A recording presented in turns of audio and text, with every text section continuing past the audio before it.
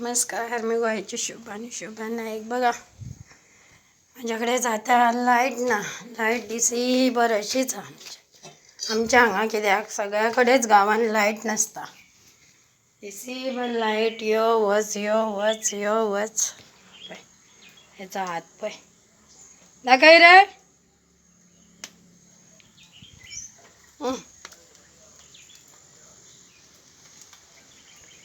आता तितले करपाचे जायना जाता घुसण पाहिजे आणि कोयतो आसा तो